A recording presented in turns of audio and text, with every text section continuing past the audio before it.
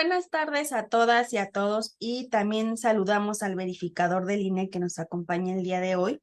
Y a nombre de la Organización Nacional de Mujeres le damos la bienvenida al curso virtual Violencia Política contra las Mujeres en Razón de Género, Mecanismos de Defensa, al cual esta es su última sesión que tiene como nombre Casos Prácticos y de Éxito. Antes de comenzar, quiero darles unas indicaciones. Es muy importante que en el chat pongan los siguientes datos: nombre completo, edad, correo electrónico, teléfono y entidad federativa, ya que estos datos son muy importantes para generar su constancia. Asimismo, vamos a compartir por el chat el link para que contesten su cuestionario de entrada y al terminar la sesión se les va a subir el link para que contesten su cuestionario de salida. A lo largo de la sesión estaremos compartiendo el link en el chat del material didáctico, también para que lo puedan descargar. Y recuerden mantener sus micrófonos apagados o en caso de que quieran intervenir, levantar la mano o realizar los comentarios en el chat. Y pues bueno, buenas tardes, doctora Patricia Olamendi. Le damos el uso de la voz a esta última sesión de este curso. Hola, buenas tardes a todas y a todos.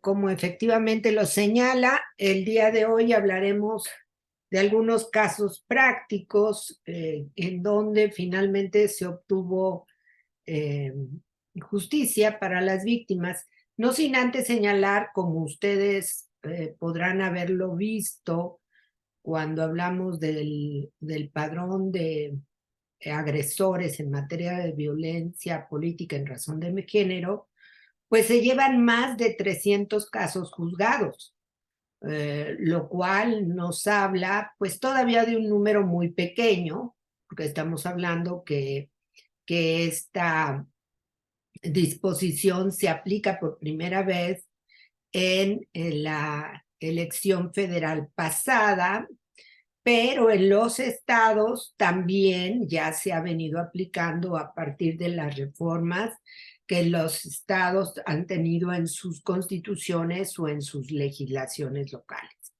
Por lo tanto, pues estamos hablando ya de un número importante de sentencias que han generado diferentes precedentes y que han generado muchas de ellas jurisprudencia que afortunadamente podemos ya citar cuando denunciemos la violencia política contra las mujeres en razón de género.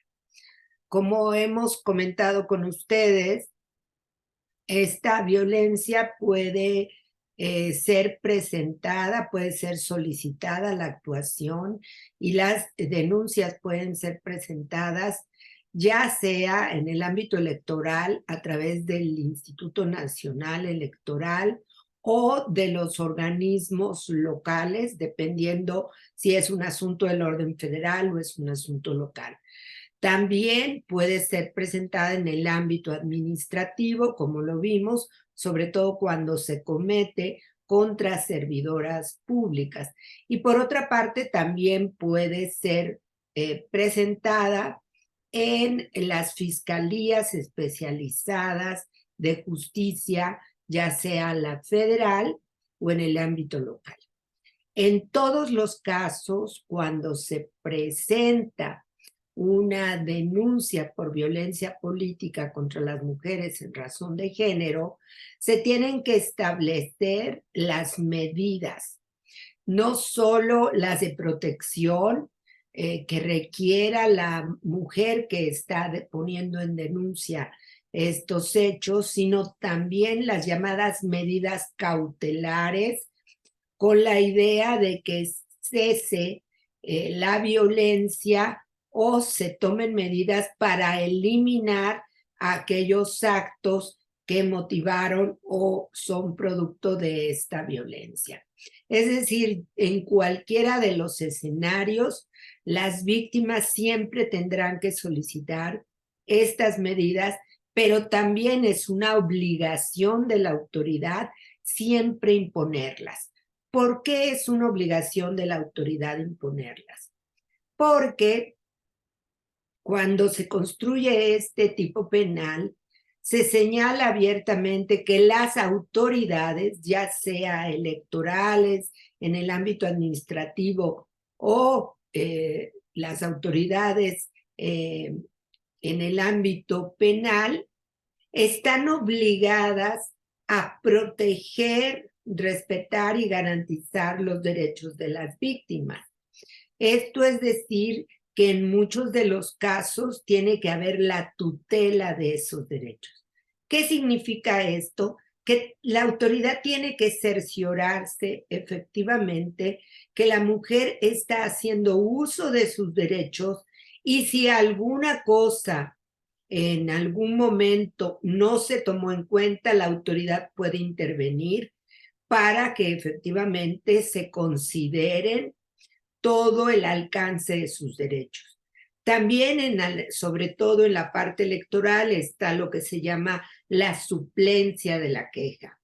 Y como ustedes saben, la suplencia de la queja faculta a la autoridad para corregir aquellas situaciones que no están, pudiéramos decir, totalmente integradas, o aquellas situaciones que se derivan de conductas de violencia, pero que no fueron tomadas en cuenta en la denuncia.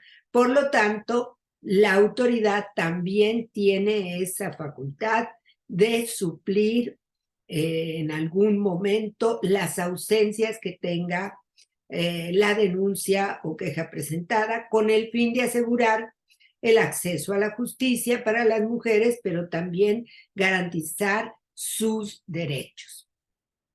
En este caso, si me permiten poner la presentación, vamos a hablar de dos situaciones que me parece que son las más comunes que tenemos, porque la mayoría de los casos en materia de violencia política contra las mujeres lo estamos encontrando sobre todo en los ámbitos locales.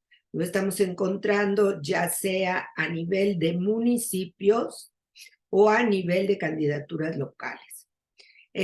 Por supuesto, también hay aquellas conductas que se han presentado en el ámbito federal, pero vamos a tener fundamentalmente esto. Bueno, vamos a hablar del primer caso.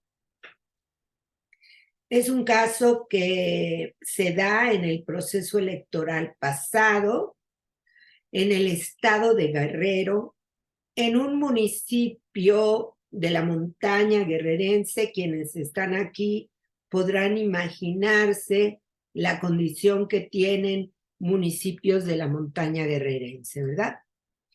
En este caso hablamos de Iliatenco, que es uno de los municipios más pobres de nuestro país, con condiciones verdaderamente complejas. La mujer que denuncia esta violencia política de nombre Ruperta es una mujer que se identifica como indígena.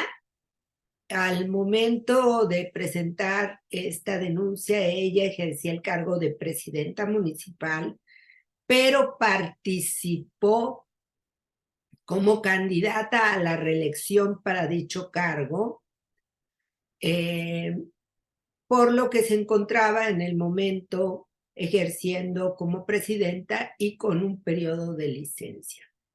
Ella denuncia diversos actos que se configuran, como lo hemos llamado, como violencia política durante todo el periodo de campaña del proceso electoral e incluso posterior a la realización de los comicios. ¿Qué actos denuncia ella? Ella denuncia que vivió una campaña, así como se escucha, por parte de su contrincante, que involucró una serie de calumnias, en donde incluso fue señalada como bruja, e incluso se utilizaron supuestos periodistas para documentar las situaciones que vivía ella siendo una bruja. Esta situación implicó que hubiera una campaña de pintas a lo largo de todo el municipio donde se le marcaba como practicante de la brujería, como una bruja. Supuestamente había testimonios documentados supuestamente por estos pseudo periodistas que hablaban de esas brujerías. Hubo mantas que se pegaron y se colgaron en todo el municipio señalando que esa brujería. Hubo panfletos, hubo reuniones, o sea, se hizo toda una campaña de desprestigio para supuestamente señalar que ella era bruja. Estos actos fueron considerados por el Tribunal Electoral del Estado de Guerrero como conductas de violencia política contra las mujeres en razón de género. Pero curiosamente no se sentenció ninguna sanción para quien lo cometieron. Tampoco se establecieron medidas cautelares que pudieran haber sido quitar las mantas, parar las supuestas reportajes, borrar las pintas. Tampoco se planteó ninguna medida de protección para Ruperta. Ella incluso llegó a ser tan fuerte esta campaña de desprestigio, de calumnias, que incluso se atentó contra su vida. Hubo personas que llamaban a lincharla, a golpearla, a expulsarla del pueblo. Tampoco la sentencia de este tribunal del Estado de Guerrero incorporó ninguna medida de reparación de daño y, por supuesto, ninguna de no repetición. Es decir, sí reconoció que había violencia política contra las mujeres en razón de género, en el caso de Ruperta, pero hasta ahí se quedó. No puso sanciones, no puso medidas de protección, no puso reparación de daño, no hubo garantía de no repetición. Hay que ubicar dónde se encuentra este municipio y cuáles son las condiciones en las que viven las personas en este municipio. Como yo les decía, es un municipio de la región de la montaña alta de Guerrero, el cual cuenta en su mayoría con población indígena, la mayoría monolingüe, analfabeta. Y sin embargo, a pesar de esta situación, las autoridades no garantizaron el acceso a la justicia para Ruperta. No se juzgó estos casos con una perspectiva de género, no se tomó en cuenta la interculturalidad, tampoco las diversas formas de discriminación que se enfrentaba por el solo hecho de ser mujer indígena, lo que hablamos de interseccionalidad, y tampoco se actuó con la debida diligencia, dado que no hubo medidas de protección, ni medidas cautelares, ni garantía de no repetición, y mucho menos sanción a quienes promovieron o a quien promovió esta campaña de calumnia. Adelante. En ese contexto, es importante, nos fuimos a un juicio de revisión constitucional promovido por Ruperta ante el Tribunal Electoral con la idea de lograr la nulidad de la elección, ya que se considera que la sentencia por la cual se confirman los resultados del cómputo del municipio, la declaratoria de elegibilidad de candidatos y la constancia de mayoría se le otorgó a la planilla postulada por el Partido del Trabajo y al que era el candidato principal, que fue precisamente quien organizó esta campaña de desprestigio, de calumnias contra Ruperta. En ese primer momento se declaró improcedente la nulidad de la elección porque decía que el Tribunal Electoral del Estado reconoce la citada existencia de actos que constituyen violencia política por razón de género. Ella era candidata del Movimiento Ciudadano y tenía incidencia en la esfera jurídica de la autora y de todas las mujeres ciudadanas en el estado de Guerrero. Pero señaló en ese momento que no era suficiente, que ya había sido señalada que había esa violencia, por lo tanto no consideraba en un primer momento la nulidad.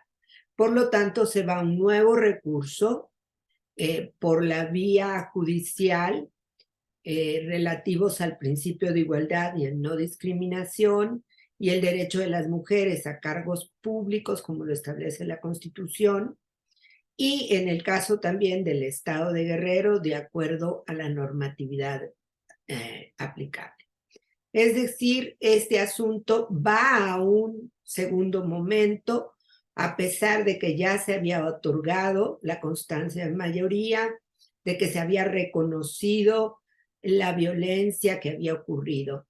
Pero ¿por qué se va a este segundo recurso para nuevamente insistir en la nulidad de la elección?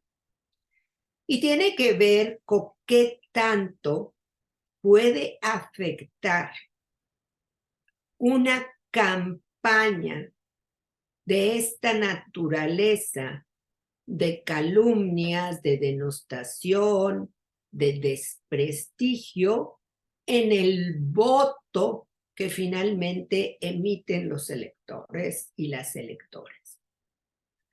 En este momento se consideró que esa campaña tuvo tal impacto en las personas en el municipio que cambiaron su intención de voto.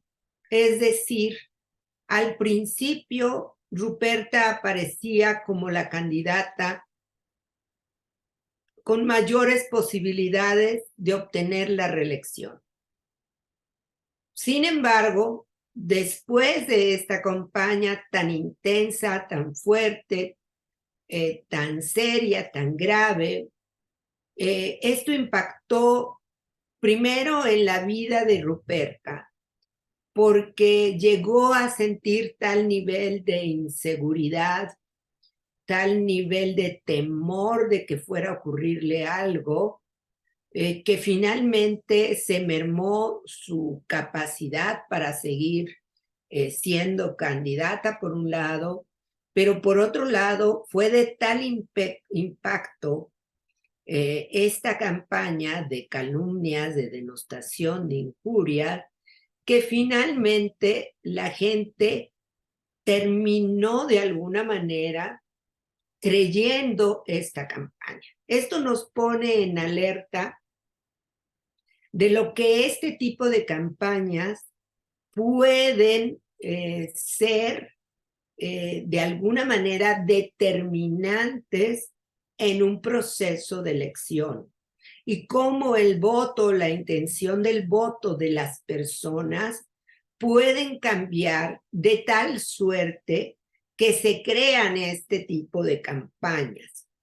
Utilizar la palabra bruja es quizá la ofensa, el estereotipo más milenario que hemos vivido las mujeres. Ustedes recordarán que en la Edad Media las mujeres, de acuerdo a un canon de la Iglesia Católica, el denominado Maleus Maleficarum, si algún día les da por conocer de dónde vienen estos señalamientos de brujas, pues viene más o menos de este canon. Los canon de la Iglesia Católica son como sus legislaciones.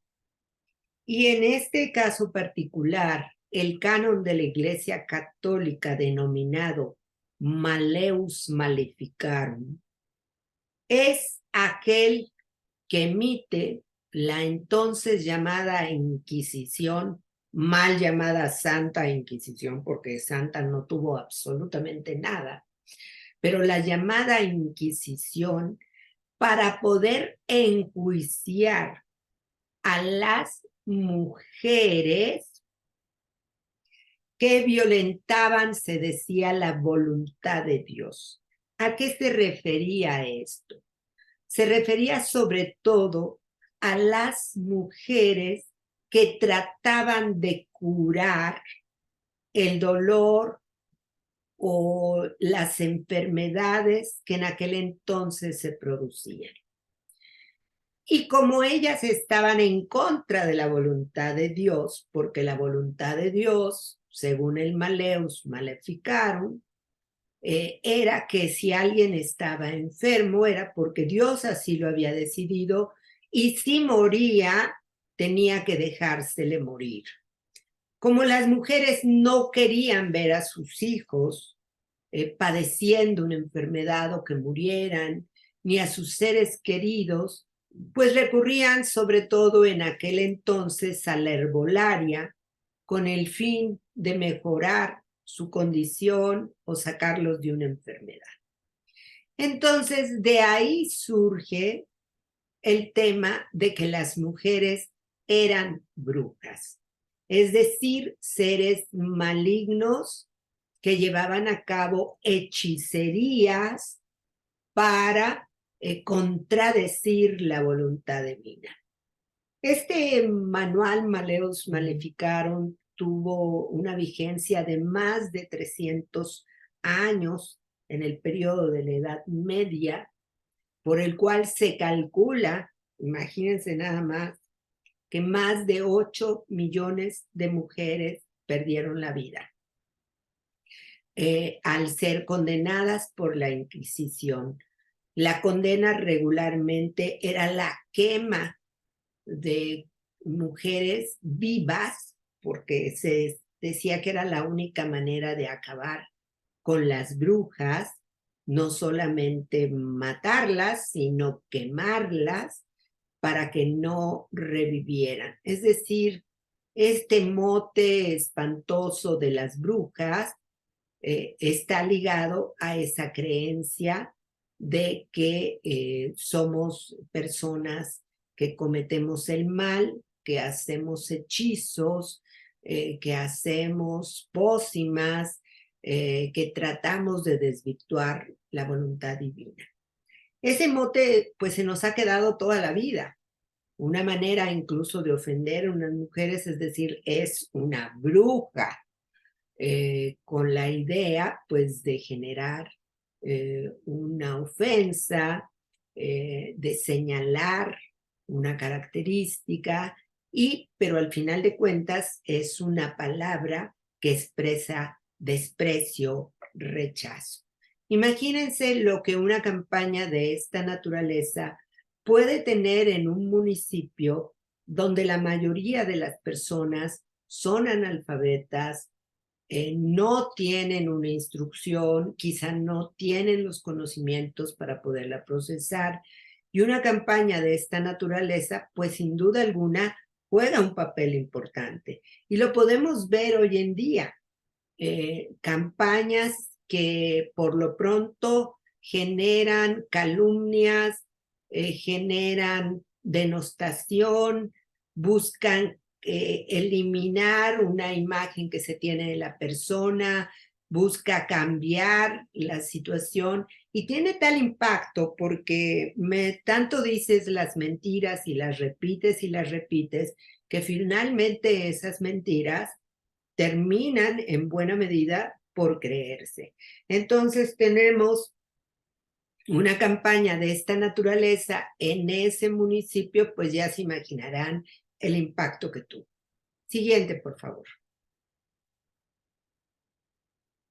Como yo les señalaba, cuando se pidió la nulidad de la elección, tomamos en cuenta diferentes preceptos y jurisprudencia que ya el Tribunal Electoral del Poder Judicial de la Federación había utilizado. Y como ustedes bien lo saben, cuando nosotros vamos a una acción legal, siempre es recomendable utilizar la jurisprudencia con la que contemos.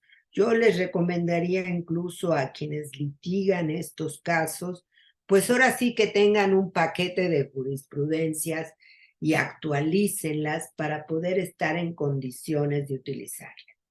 En este caso se utilizó una jurisprudencia sobre nulidad de la elección por actos constitutivos de violencia política en razón de género.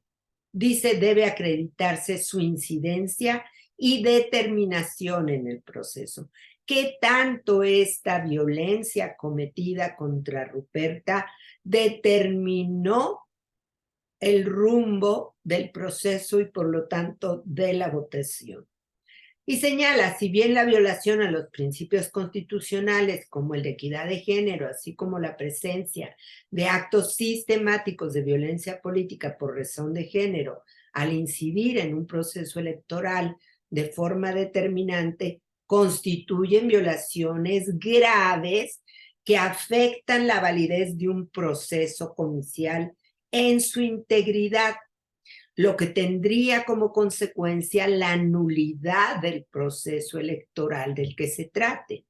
Sin embargo, también lo es que de los casos concretos que se hayan de estudiar y resolver, si de los hechos de violencia acreditado no se desprende esa incidencia que tuvo en el proceso electoral en su conjunto, y en el expediente no se cuenta con mayores elementos para considerar que esos actos fueron determinantes para el resultado de la elección, no se podrá generar convicción para arribar a dicha conclusión. En este caso, sí se logró demostrar que esos actos de violencia política y esa campaña tan intensa, tan fuerte, tan grave, sí tuvo un impacto determinante para la votación en el proceso electoral. Por lo tanto, esta jurisprudencia fue utilizada para solicitar la nulidad del mismo. Siguiente.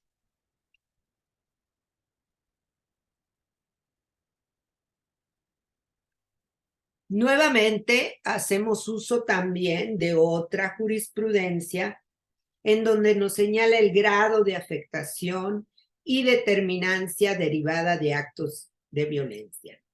Y señala la nulidad de una elección por la actualización del supuesto de violencia política en el contexto de un proceso electoral requiere de una motivación y fundamentación reforzada, que implica probar que la voluntad del electorado estuvo viciada. Por tanto, las autoridades competentes deben de analizar el grado de afectación y determinancia de los actos que acrediten violencia política por razón de género. Aquí lo que se hizo en el municipio fue una especie de encuesta en donde se le preguntó a la gente si en realidad consideraban que Ruperta había cometido actos de brujería o había cometido hechicería, y que si eso influyó para que votaran o no a su favor en el municipio. Muchas personas señalaron que no sabían que ella era bruja, que a partir de la campaña supieron de su situación y que por lo tanto, por supuesto, no le darían un voto a una persona como ella. Señala también que habría que plantear las circunstancias de modo, tiempo y lugar. lo que acredita generalmente la comisión de un acto delictivo. La diferencia de votos entre primero y segundo lugar, que fue muy pequeña a pesar de la campaña, no llegó a ser superior al 10% de la elección.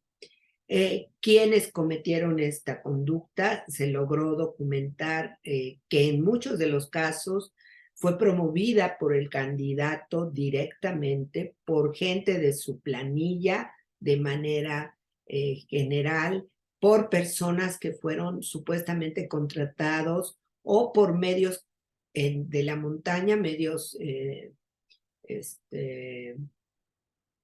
públicos que fueron contratados para llevar a cabo esta campaña.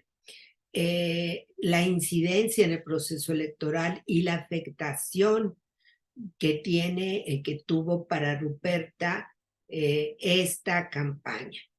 Esta situación se pudieron actualizar los supuestos de nulidad para que finalmente la autoridad electoral resolviera.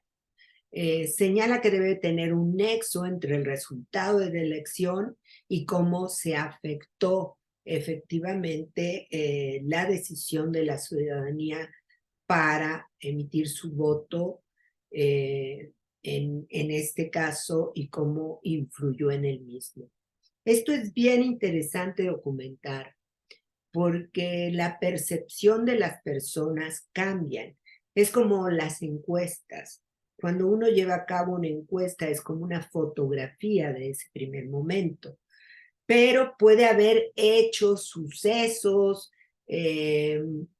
comentarios, circunstancias que tienen un impacto en las personas y quizá al tomar una nueva encuesta puede ser que esa persona cambie.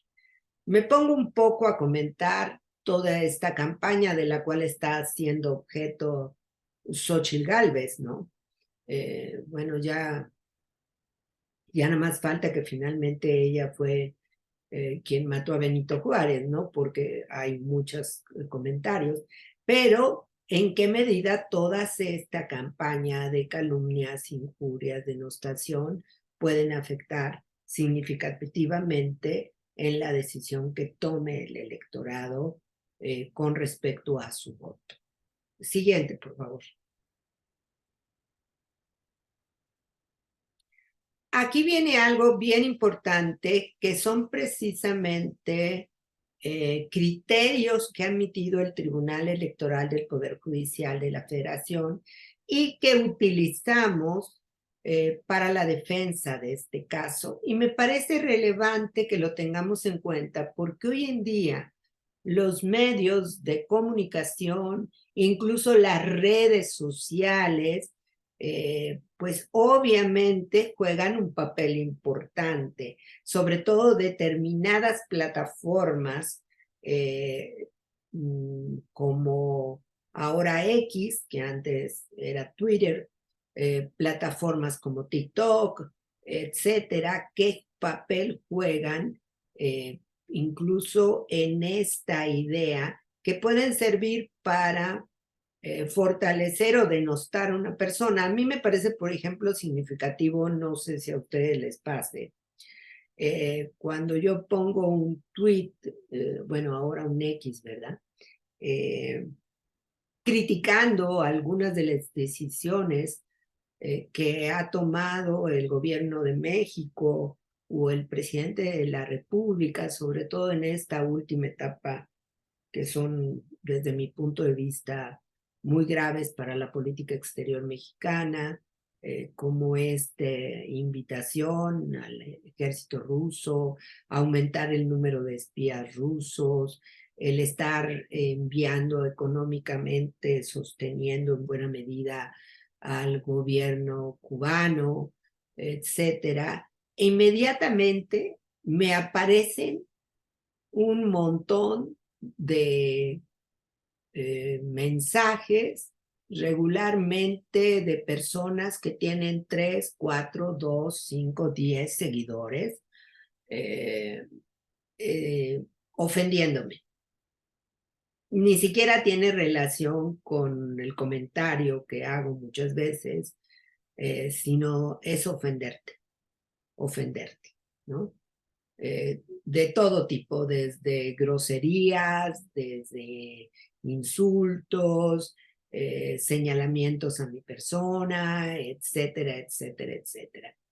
Entonces, bueno, el Tribunal Electoral del Poder Judicial pues ha comentado el impacto que pueden tener estos contenidos, estos mensajes en redes.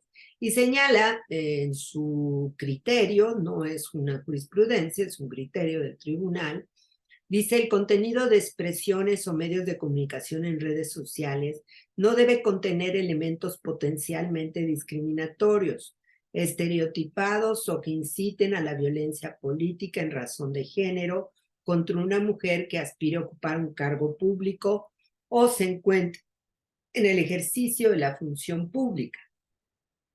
En los casos en que la naturaleza de la red social no sea posible conocer al responsable de las expresiones o contenidos, pues si son la mayoría bots, son estas personas que en lugar de cara ponen algún muñequito, algún objeto, y que pues prácticamente no tienen seguidores, es muy difícil identificarlo. Dice: el contenido con lenguaje sexista, misógino y machista, con la intención de ridiculizar o demeritar la capacidad de una mujer en el ejercicio de sus derechos políticos electorales, sustentada en prejuicios, estereotipos y estigmas sociales, para negar o minimizar su capacidad política y o laboral.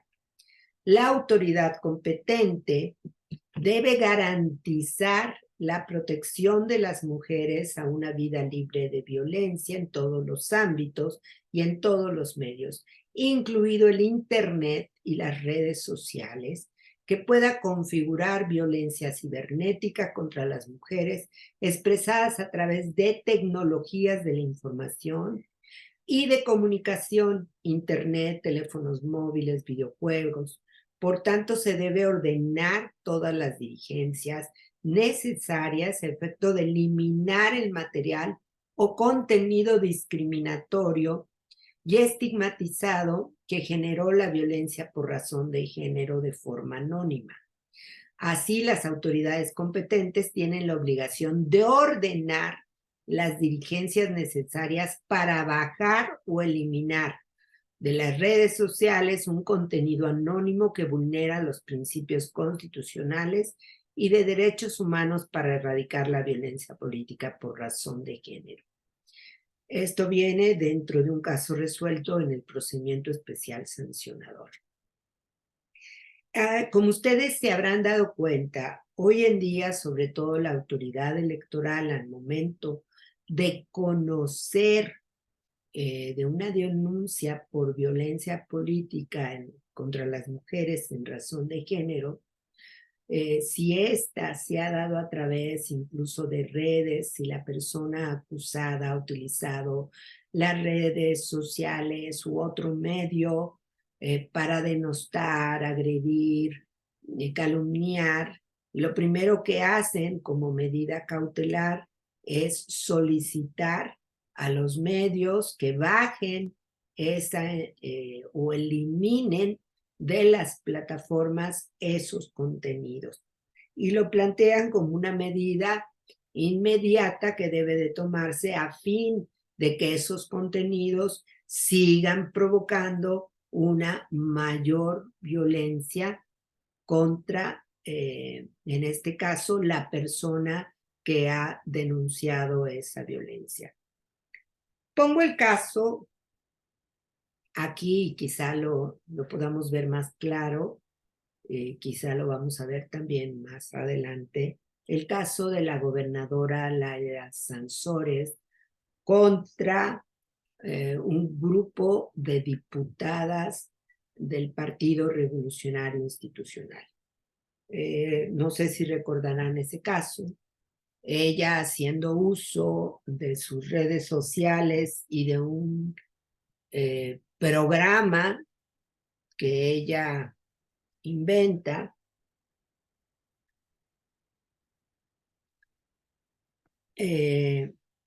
se da la tarea de denostar, calumniar a las diputadas del Partido Revolucionario Institucional, señalando algo que desde mi punto de vista es una bajeza, señalando que todas esas diputadas que enlista, a las cuales hace uso de su imagen, incluso utiliza fotografías que no son las que ellas han puesto para sus campañas, sino fotografías personales o familiares, para decir que todas ellas ofrecieron favores sexuales al presidente del PRI con el fin de obtener una diputación. Algo que me parece pues bastante ruin porque pues esto de acusar a las personas de esto y sobre todo a las mujeres pues me parece muy grave. Como ustedes recordarán,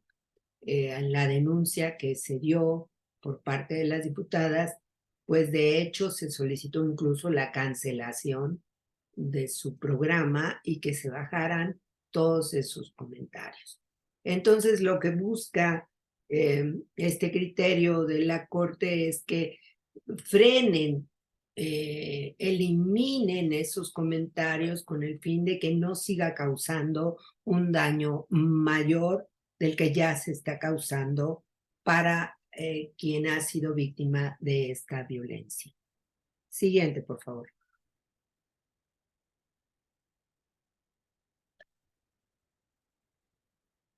El Tribunal Electoral también ha hablado de los profesionales de la comunicación. Y esto también es muy interesante porque regularmente las y los periodistas, pues ellos plantean que buscan la noticia y que parte de eso es parte de la libertad de expresión y que muchas veces lo que pueden encontrar pues son cosas que quizá no le beneficie a alguna persona, de manera particular a una mujer. Y entonces el Tribunal Electoral dice que los profesionales de comunicación también deben ser responsables de entender el género como una categoría de análisis. Es decir, que antes de soltar una nota, emitir un comentario, deben de procurar entender cuál es la condición de la mujer de la que está siendo objeto ese análisis o ese reportaje, procurando que toda la información, todos los temas en las diferentes secciones, es decir, no solamente en lo político, sino también pues resulta que puedo publicarlo en la sección de sociales y puede tener el mismo o quizá mucho mayor impacto esa forma despectiva, peyorativa, agresiva, que busca influir o violentar a una mujer que la que podría tener incluso en el ámbito político. Entonces, el tribunal considera que tienen que tener una perspectiva de género también los profesionales de la comunicación para evitar que sus conductas puedan señalarse como constitutivas de violencia política en razón de género.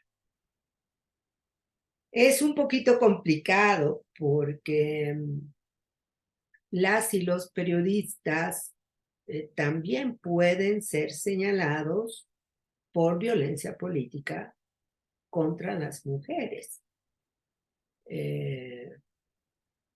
Al momento de elaborar quizá un contenido, una nota, un reportaje, dando cuenta de la situación de algunas candidatas. Por lo tanto, pues muchos medios de comunicación están preocupados frente a esta situación. Yo hace unos días tuve una reunión con varios medios de comunicación que me pedían les explicara puntualmente qué era la violencia política contra las mujeres en razón de género y cuáles podían ser aquellas palabras que al utilizarla en un reportaje pudiera provocar algún cuestionamiento para ellos. Pero existe actualmente un manual de género para periodistas que lo han elaborado las mismas y los mismos periodistas, en donde este manual, que lo ha avalado y lo han utilizado también las autoridades electorales, se pide que las y los periodistas puedan tratar de comprender la realidad que rodea a las mujeres, cuestionar las noticias que tradicionalmente se han hecho, mostrar nuevas formas de comunicar que permitan una mayor igualdad, dar la voz a los que regularmente no la tienen en el acceso a medios, sobre todo a las mujeres, informar correctamente desde su rol de periodistas y medios. También el manual sugiere entender al género como una categoría de análisis. Eso creo que deberíamos de entenderlo todos. ¿Qué es la perspectiva de género? La perspectiva de género es una visión crítica de nuestra sociedad. Es una visión que nos permite observar la realidad, la condición en la que han vivido y se han desarrollado las mujeres, la situación tan compleja que enfrentan cuando deciden ejercer sus derechos, los obstáculos que todavía tienen dentro de la familia, la comunidad, la sociedad, para poder desarrollarse. La situación de desigualdad que todavía mantienen en nuestras sociedades y sobre todo nos permite identificar los prejuicios, que regularmente nuestra cultura está llena de prejuicios, de ideas, en donde decimos las mujeres deben ser de esta manera y los hombres deben ser de esta manera. Entonces, cuando las mujeres no son como esperamos que sean o no somos como la sociedad espera, regularmente hay cuestionamientos. Si es una mujer que protesta por todo, ¡ay no, qué barbaridad! Nada más se dedica a protestar. Bueno, pues las mujeres también tenemos derecho a exigir nuestros derechos. Quizá algunas lo hacemos más cuidadoso, otras lo hacemos con mayor ánimo, pero al final de cuentas es un derecho. Las mujeres tienen derecho a cuestionar cuando se plantean ciertas reglas que no favorecen. Las mujeres tienen derecho a protestar cuando no se está cumpliendo. Pongo un ejemplo. En cuanto empezaron en este periodo de gobierno las políticas regresivas, como quitar los recursos para refugios, casas de la mujer indígena, quitar las guarderías comunitarias, pues las mujeres protestaron.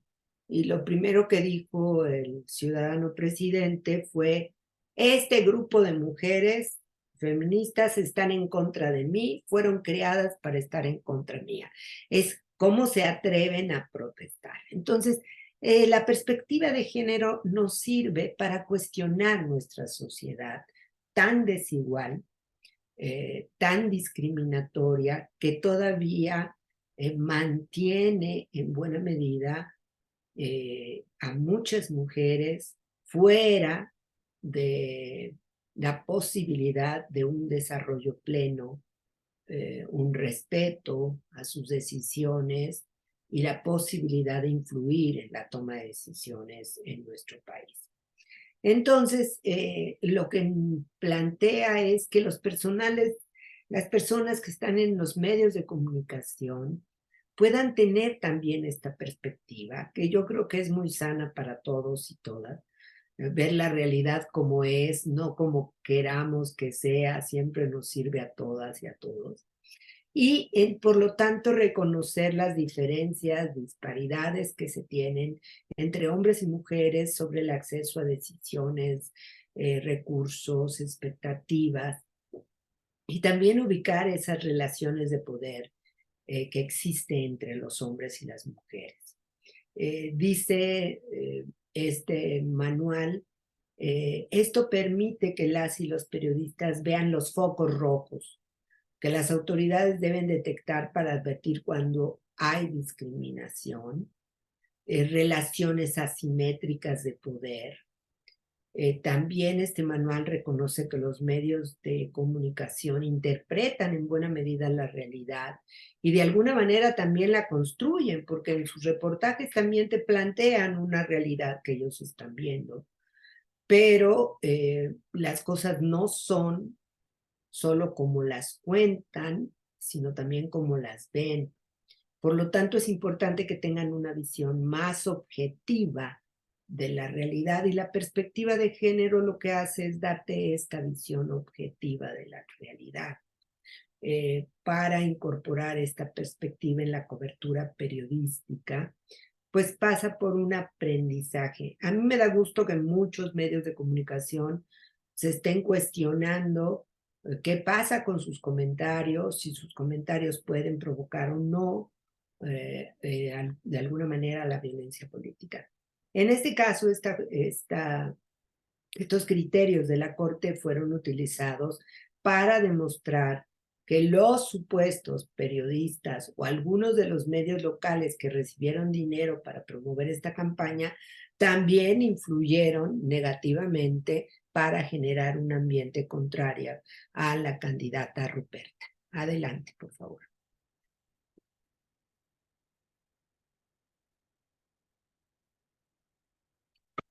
Siguiente, por favor.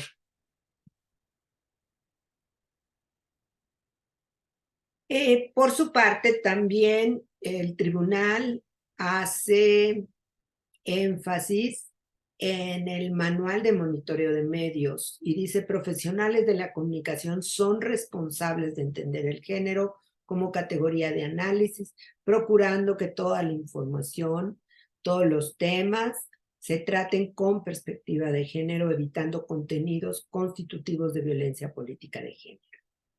Y hace uso del manual de monitoreo de medios que permite una mirada con estas lentes de género que le llama el tribunal, la cobertura electoral. Y como ustedes saben, sí hay un monitoreo que lleva a cabo el INE de los medios de comunicación, lo cual permite efectivamente también vigilar cuál es la posición o los comentarios que los medios pueden emitir sobre diferentes situaciones y sobre las o los candidatos.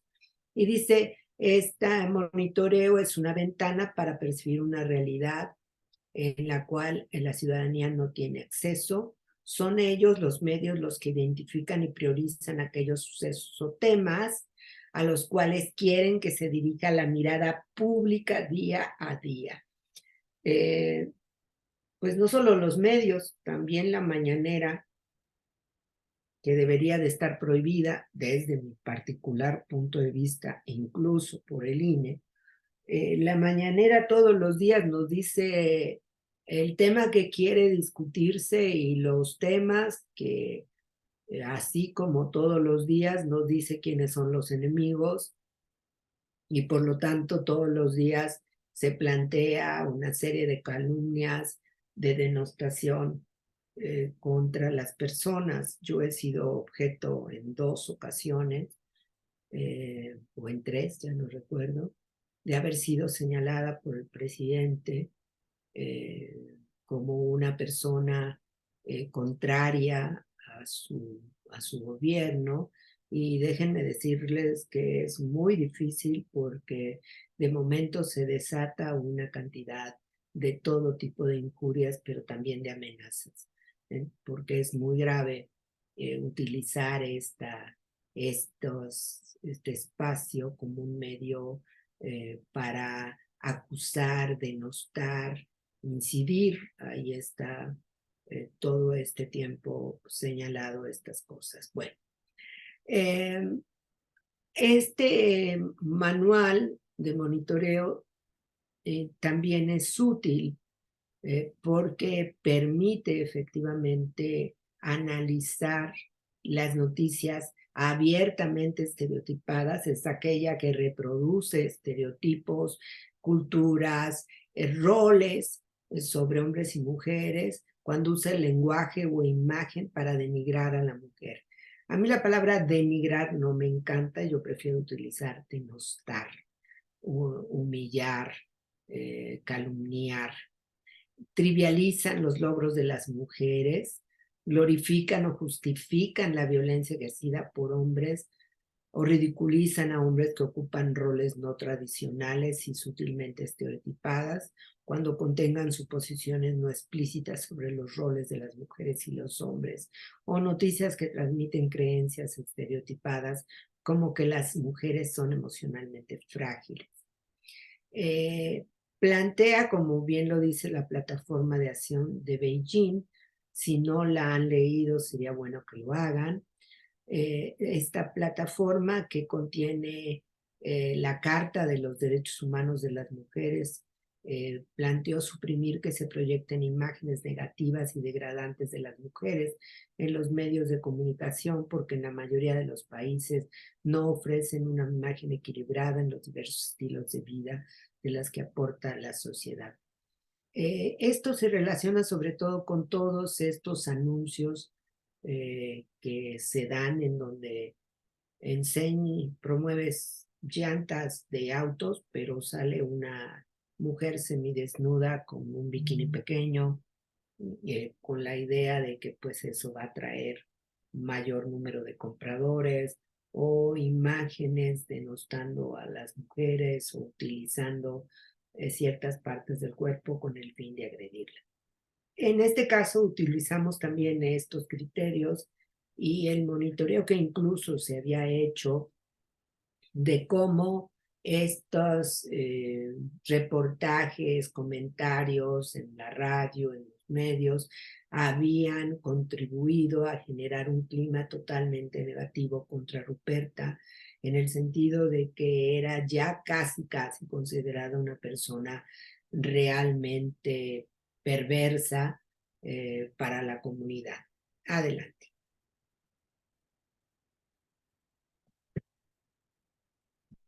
Bueno, en las consideraciones nosotros planteamos que el proceso electoral en el que las mujeres son vulneradas, injuriadas, difamadas, agredidas, excluidas, discriminadas y menospreciadas, no puede considerarse democrático.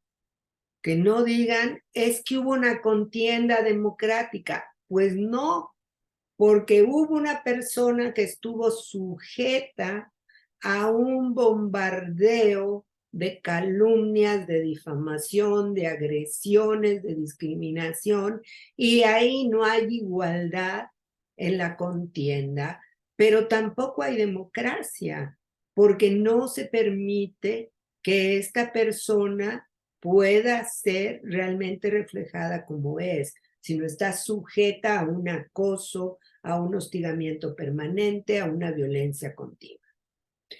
Y señalamos que el contexto de violencia generalizada, que de por sí ya prevalece en estados como Guerrero, constituye de entrada un factor que agudiza y normaliza la violencia política contra las mujeres en razón de género, propiciando un clima de impunidad y perpetuación de esta modalidad de violencia. La montaña guerrerense de por sí tiene factores muy graves de violencia contra las mujeres. Ustedes recordarán, en la montaña guerrerense todavía se utiliza vender a las niñas o entregarlas a cambio de animales o de recursos. El índice de violencia sexual contra las niñas y las mujeres es extremadamente alto. De por sí hay una idea de que las mujeres son inferiores, la discriminación de la que son objeto las mujeres, y a todo esto le vas a sumar una campaña como esta naturaleza, pues realmente vamos a tener consecuencias gravísimas. Y además también se hace el señalamiento que el Tribunal Electoral del Estado, si bien reconoce la violencia cometida contra Ruperta en un primer momento, lo señala como levísima, por lo que en tal caso no requería amonestación pública y solo pidió inscribir a la persona por 6 meses en el padrón de personas sancionadas, de tal suerte que le permitía postularse a cualquier cargo en el próximo proceso electoral. Es decir, le permitió que esta violencia fuera nuevamente al siguiente proceso electoral. Adelante. Como ustedes pueden ver, con la desigualdad estructural, de por sí por las condiciones de ser una mujer indígena en un municipio con tal nivel de precariedad, es realmente complejo poder garantizar los derechos de las mujeres. Nosotros insistimos que para las mujeres que compiten en estas condiciones en muchos de los municipios que hay en el estado de Guerrero, y yo diría que en la inmensa mayoría de los municipios con población indígena, es necesario que las autoridades electorales y las autoridades jurisdiccionales, al igual que las autoridades y los gobiernos locales, tengan medidas especiales para poder generar una participación seria y que los casos de violencia contra las mujeres en razón de género efectivamente incluyan sanciones, pero también exista la reparación de daño para disuadir que estas conductas se sigan dando en estos lugares, especialmente cuando la víctima pertenece a una comunidad indígena, como el caso de Ruperta. Este caso logramos que finalmente la autoridad resolviera la nulidad de la elección y que se convocara a un nuevo proceso de elección en el municipio y que se señalaran, se sancionara a las personas que participaron de esta campaña de denostación, incluyendo el candidato que ya no pudo competir nuevamente en este proceso de elección. En el caso de Ruperta, pues el daño realmente fue muy serio, muy grave para ella, afectando incluso su persona. Sin embargo, el hecho de que hubiera ganado este caso y que la nulidad de la elección se hubiera dado, pues para ella fue un aliciente de que lo que se había hecho contra ella era una campaña brutal de calumnias, de desprestigio, que afectaba tremendamente su persona, su dignidad y por supuesto su participación política. ¿Dudas, comentarios? ¿Alguna pregunta? Chat, no tenemos comentarios, doctora. Bueno, ok. Siguiente, por favor.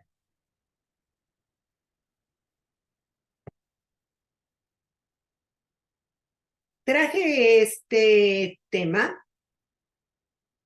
que desde mi personal punto de vista, además de que había una violación grave a la Constitución General de la República en su artículo 41 por el principio de paridad, también desde mi perspectiva hubo violencia política contra las mujeres en razón de género, contra las mujeres indígenas.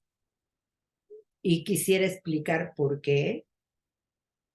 Porque una de las causales de violencia política contra las mujeres en razón de género es impedir el ejercicio de sus derechos políticos electorales. Y en este caso se buscaba limitar el ejercicio de sus derechos políticos electorales. Voy a darles los antecedentes. Quizá alguna persona de las aquí presentes pudo conocer este caso o conoció de este caso, dado que pues fue bastante discutido en diferentes momentos. El año pasado, el 25 de octubre, el Congreso del Estado de Oaxaca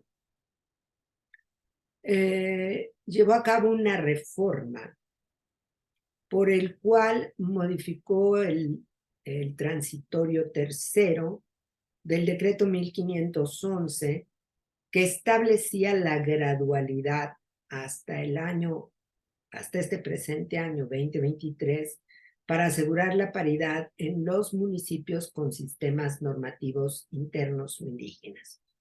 Como ustedes saben, en nuestro país hay dos formas de gobierno municipal. La que conocemos tradicionalmente, por el cual se eligen a las autoridades en voto abierto, directo, que tienen una vigencia, y hay otros que se llaman sistemas normativos internos, o yo le digo más bien por usos y costumbres, en donde muchas de las autoridades son electas por decisión de la comunidad o son designadas, tienen diferentes procedimientos. En el caso de Oaxaca, la inmensa mayoría de los municipios, más de 400, son precisamente municipios que se eligen por sistemas normativos internos o por usos y costumbres.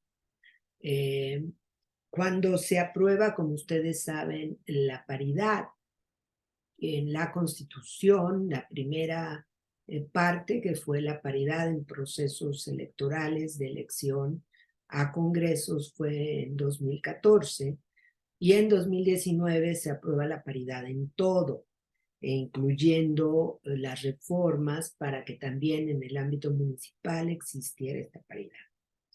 Considerando en ese momento la forma de elección a través de los sistemas normativos internos, se puso un plazo de 4 años en el estado de Oaxaca para que se fueran realizando paulatinamente las asambleas en cada uno de estos municipios, con el fin de que se fueran eligiendo mujeres para participar ya después en los gobiernos producto de estos sistemas normativos internos.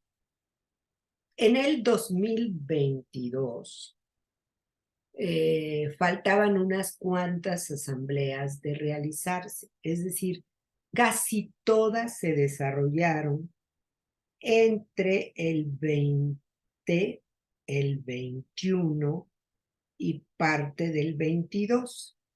Es decir, faltaban muy pocas para concluir la incorporación de mujeres para poder participar dentro de estos gobiernos en los municipios que así se decidía. Es decir, no faltaban ni 20 asambleas, era muy poco. Pero había, por supuesto, un reclamo, sobre todo de caciques o líderes de algunos de estos municipios, que no querían que las mujeres participaran, o sea, no querían. a pesar de la reforma al artículo 2 constitucional, a pesar de las reformas en todos los demás artículos de la Constitución, pues no querían. Llegaron a cierto consenso y decidieron frenar el proceso. Es decir, eliminar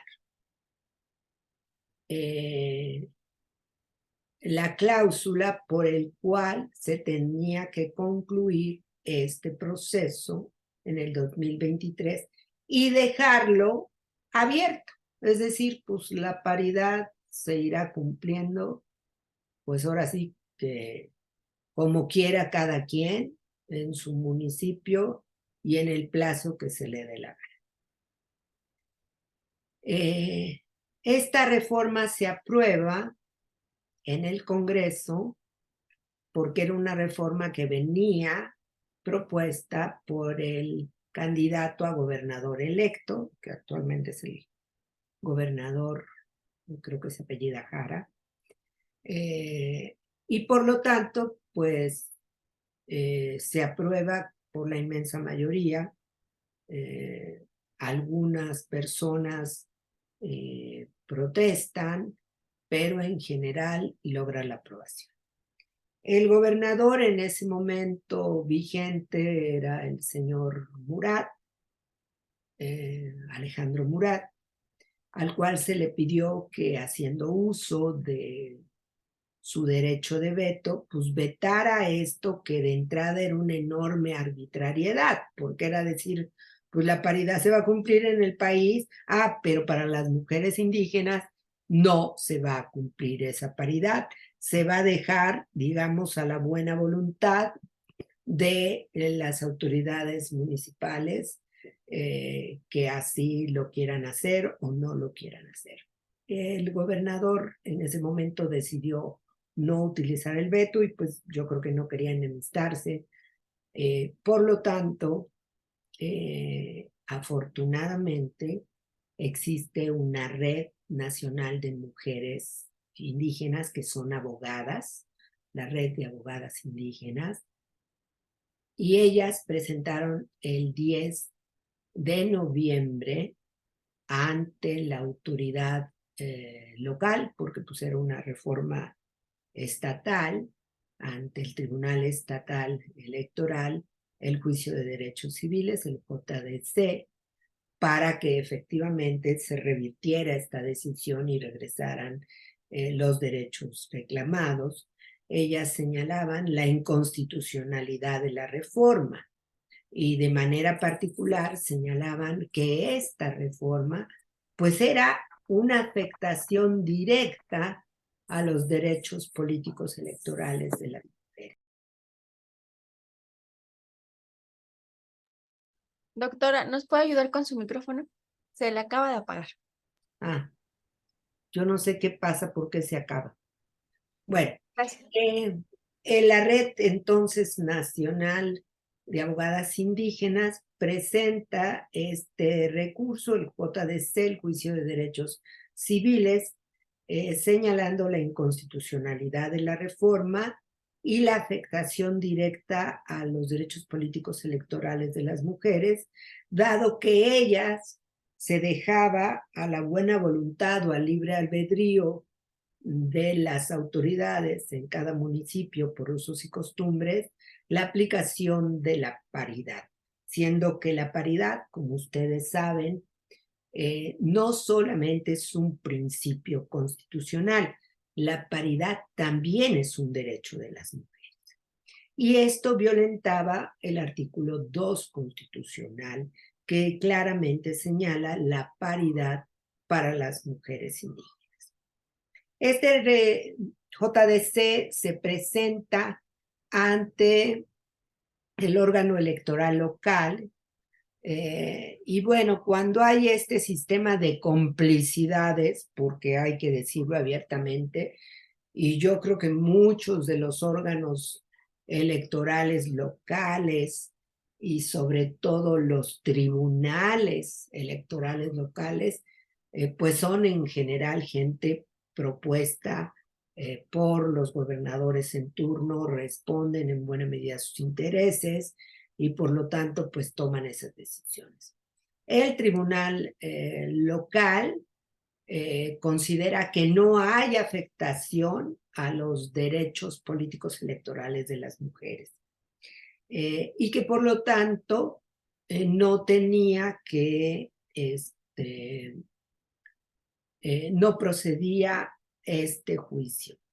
De hecho, varias organizaciones de mujeres acompañamos también con un amicus curiae este trabajo hecho por la red de abogadas indígenas y tampoco fue admitido por la autoridad electoral local.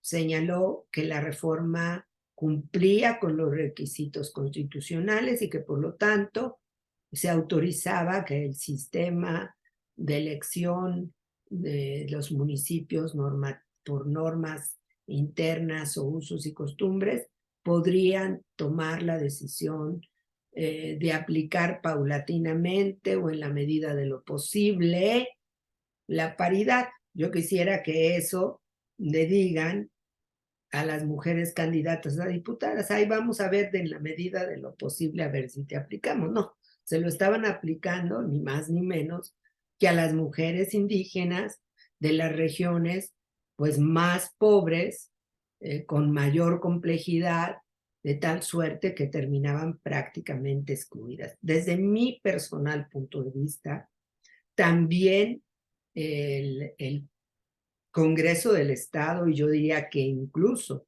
el Tribunal Electoral local cometió violencia política contra las mujeres porque estaba impidiendo y limitando el ejercicio de sus derechos políticos electorales. Y desde mi punto de vista, casi todas las autoridades estuvieron coludidos para esta situación. Siguiente, por favor.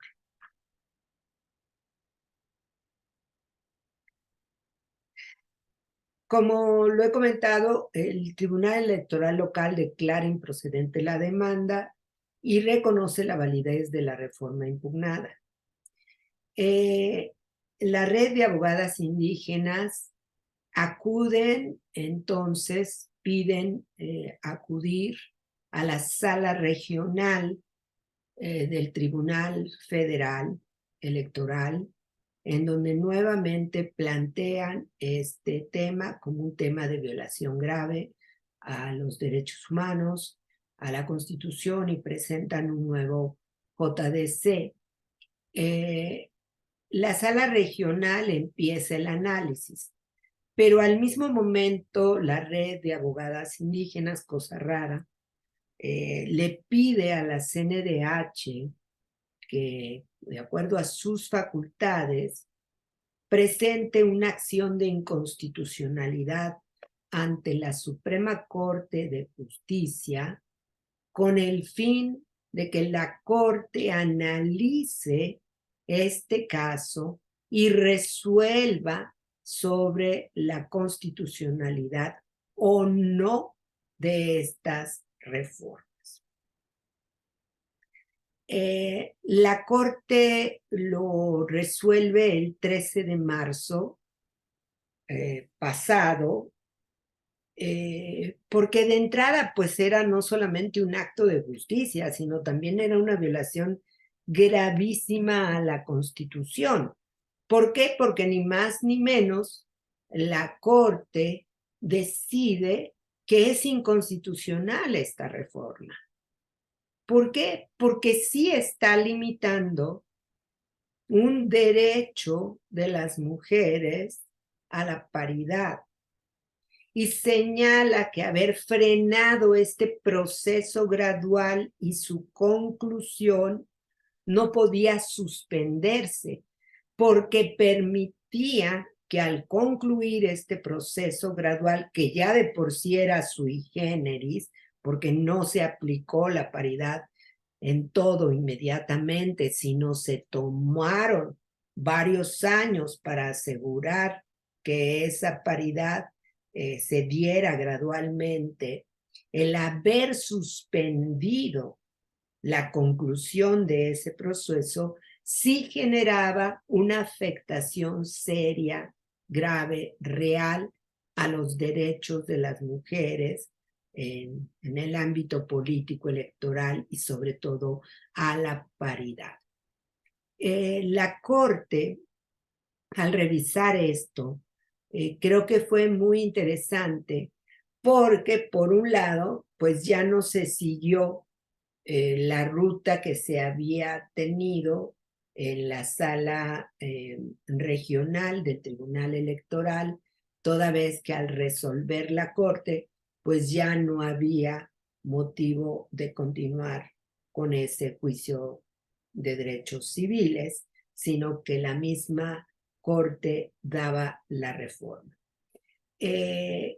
La Suprema Corte también señaló que al declarar inconstitucional esa reforma impugnada, debía de continuarse con el proceso, es decir, concluir con el número de asambleas que hacían falta para efecto de concluir el proceso para que la paridad tuviera una aplicación inmediata en los municipios con sistemas normativos locales o por usos y costumbres. Por lo tanto, este proceso tenía que ser vigente y tendría que concluirse en este año, en el 2023. Este proceso ya está en marcha, prácticamente ya concluyó en estos momentos, pero pongo estos dos ejemplos de mujeres indígenas porque desde mi perspectiva, y ustedes se pueden dar cuenta, cómo siendo mujeres indígenas, ¿qué pasa con nuestras autoridades? ¿Qué pasó con el caso de Ruperta? ¿Cómo el Tribunal Electoral local sí reconoce, pero no pone sanciones, pero no pone límites, pero no le pone medidas de protección? ¿No será que también existe una actitud de discriminación para con las mujeres indígenas, de considerar que no tienen el mismo valor que otras mujeres? ¿Y qué pasa con este tribunal local de Oaxaca? ¿Por qué decide declarar improcedente la demanda cuando era evidente, leyendo el artículo 2 constitucional, que las mujeres estaban siendo afectadas en el ejercicio de sus derechos políticos electorales y que eran quizá ese grupo de mujeres indígenas las más desprotegidas, las que quedaban en una situación en verdad de total desamparo, como lo quedó también Ruperta, de total desamparo? Es decir, e incluso el papel de las red de abogadas indígenas fue incluso maltratado. Acudieron ante el organismo defensor de derechos humanos en el Estado y el encargado en ese momento, que hoy es fiscal del Estado de Oaxaca, era el encargado del organismo de defensa de los derechos humanos, las insultó, las regañó, les dijo que cómo se atrevían a impugnar, que quién eran ellas para impugnar una decisión tomada por el Congreso del Estado. Es decir, hubo un conjunto de violencias que acompañaron de parte de las autoridades. Hubo violencia institucional para con ellas, tanto en el caso de Ruperta como en el caso de las mujeres indígenas de Oaxaca. Y incluso en el caso contra quienes las defendían, que era la red de abogadas indígenas. Es decir, fueron menospreciadas, maltratadas por todo este conjunto de autoridades que decidieron que ellas no merecían un trato adecuado.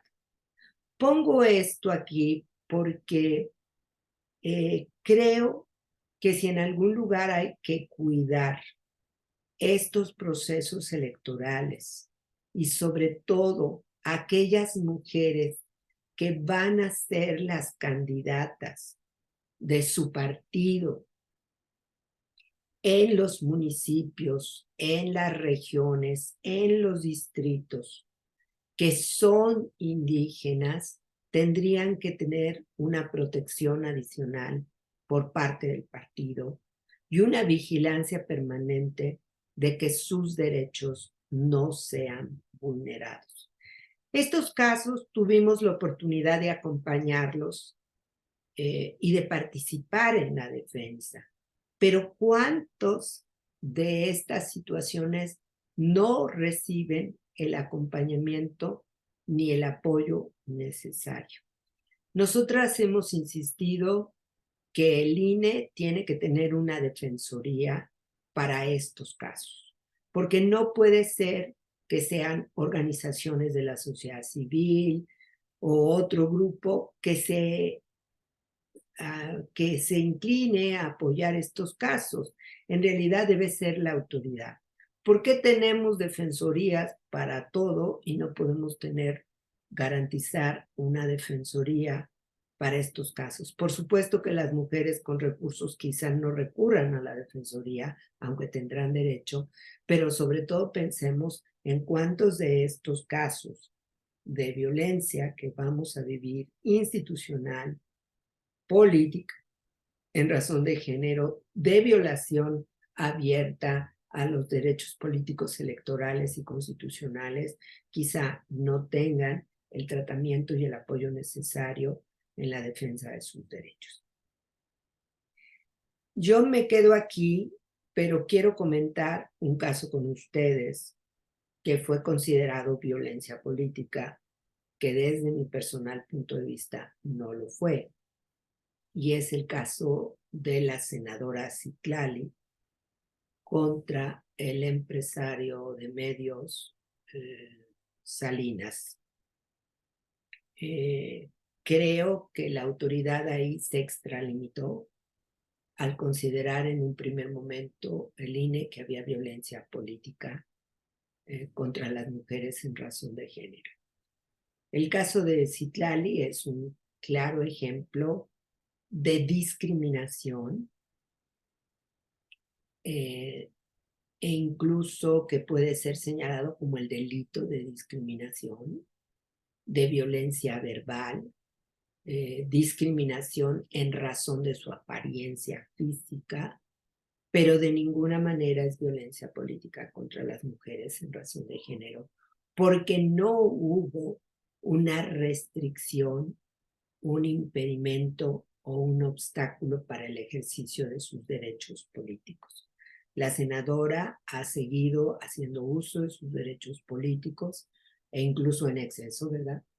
Pero de ninguna manera puede considerarse violencia política. Me parece que esto hay que platicarlo, revisarlo, evaluar con toda claridad cuando sí estamos frente a casos de violencia política en razón de género, porque hay un impedimento, un obstáculo en el ejercicio de los derechos políticos electorales, y aquellos casos que, si bien pueden ser otras formas de violencia o pueden ser actos de discriminación, la autoridad competente no va a ser la autoridad electoral.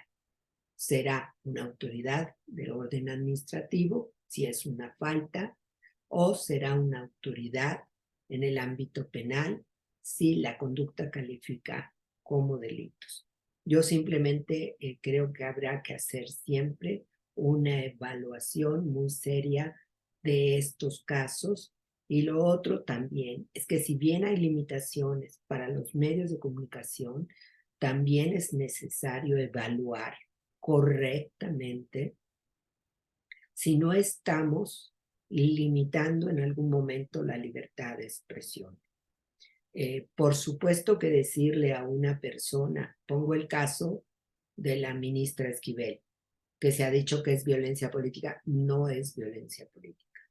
La ministra sigue haciendo uso de sus derechos, pero en el caso, los señalamientos a ella no es por ser mujer, sino por el hecho de haber cometido una acción fraudulenta a través de su tesis. Es muy diferente hacer violencia política y a buscar impedir sus derechos políticos electorales. Entonces, simplemente evaluemos con toda claridad. Lo mismo sucedió en casos de discusión sobre la calidad que tiene una persona, los delitos que ha cometido. A una persona se le puede señalar por los delitos o las conductas inapropiadas que ha cometido, que están justificadas, que están conocidas, que están acreditadas. Y eso no es violencia política. Entonces, sí checar este tipo de situaciones porque creo que vamos a tener en este periodo que se avecina, porque ya de por sí los ánimos están muy cargados desde ahorita, seguramente vamos a tener un escenario muy complejo de denuncias de todo tipo sobre las cuales se tendrá que estar discutiendo y versando. Y yo creo que habría que revisar con lupa cada cosa de tal suerte que no vayamos a caer en temas de exceso como impedir la libertad de expresión o estar haciendo un uso indiscriminado de lo que se llama violencia política contra las mujeres en razón de género, porque últimamente ya por todo se dice que es violencia política contra las mujeres en razón de género, y creo que muchísimos de los temas señalados no existe tal violencia. Entonces, ¿qué es violencia política en razón de género? Bueno, pues ayer lo vimos en la Cámara de Diputados, ¿no? La llamada diputada María Clemente, que le grita a las mujeres diputadas perras, ni más ni menos que un adjetivo terriblemente ofensivo, ¿no? Para las mujeres, nacas, y hace uso de todos estos estereotipos para referirse a ellas. ¿Qué me parece ahí? Que es evidente que existe el uso indiscriminado de estos estereotipos, de esta violencia, para impedir que ellas hicieran uso de la tribuna y señalaran lo que consideraban importante con respecto al presupuesto. Yo aquí me quedo, preguntas, comentarios.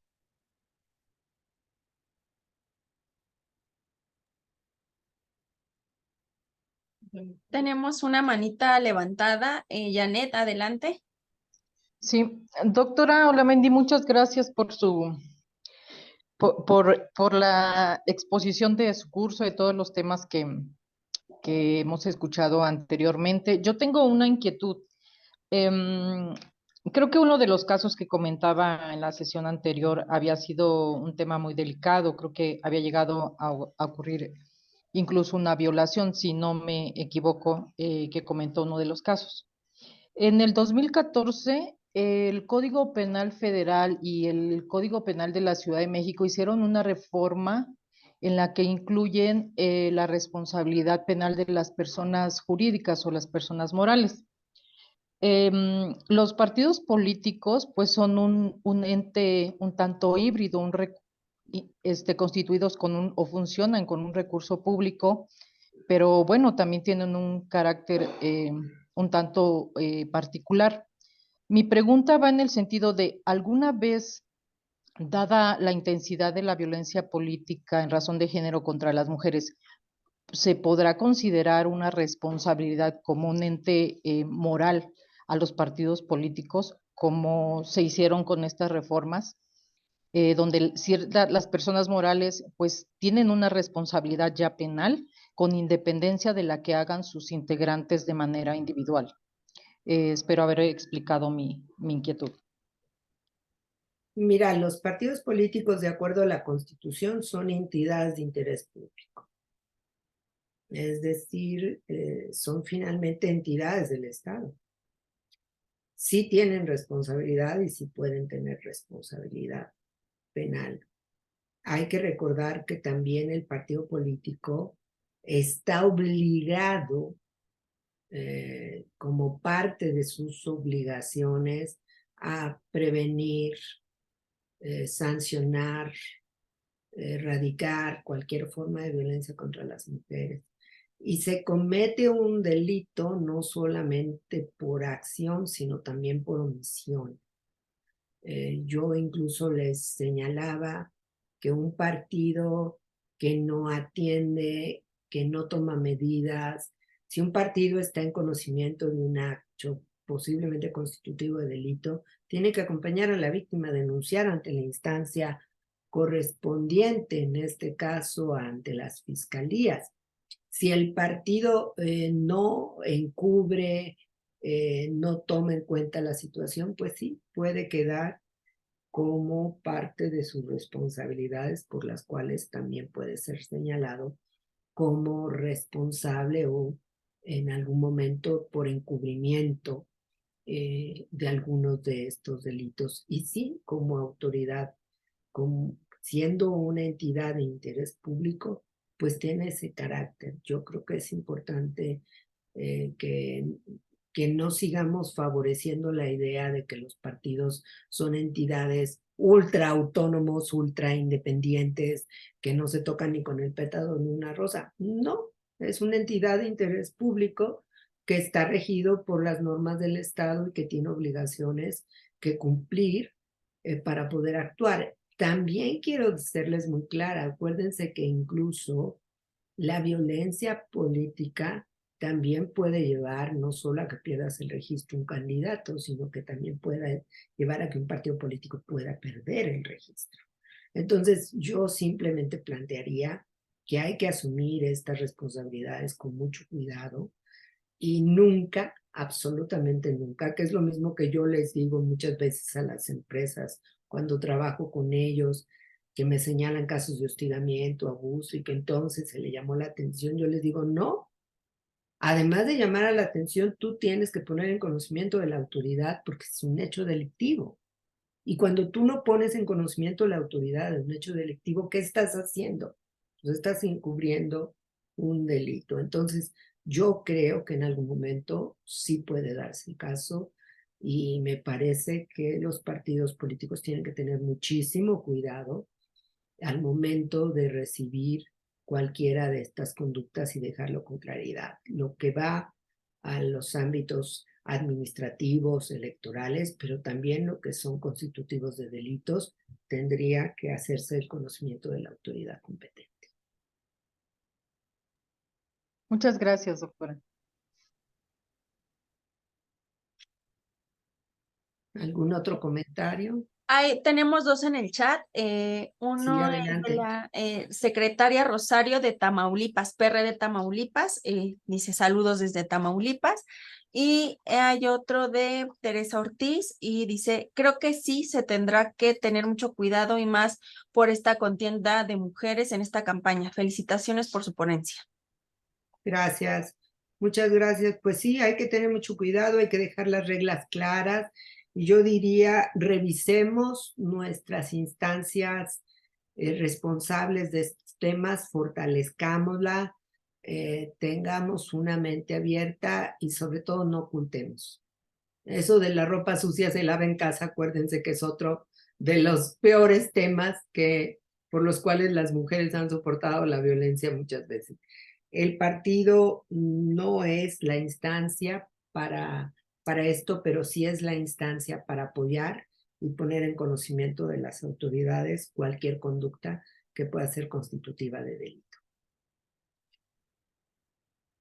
Si ya no hay más comentarios, yo Ya con no, doctor, esto ya no hay pues ningún comentario. finalizo agradeciéndoles infinitamente el que me hayan considerado para formar parte de su formación y capacitación y recordarle pues que en mí tienen una aliada, que sientan la confianza de plantear cualquier asunto y pues nuevamente darles las gracias por esta oportunidad y pues desear el mejor de los éxitos en esta próxima contienda electoral para todas las candidatas y candidatos y pues que se sientan muy fortalecidas todas y todos porque seguramente contarán con un muy buen equipo de profesionales del derecho, apoyándolos en sus acciones que consideren en la defensa de sus derechos.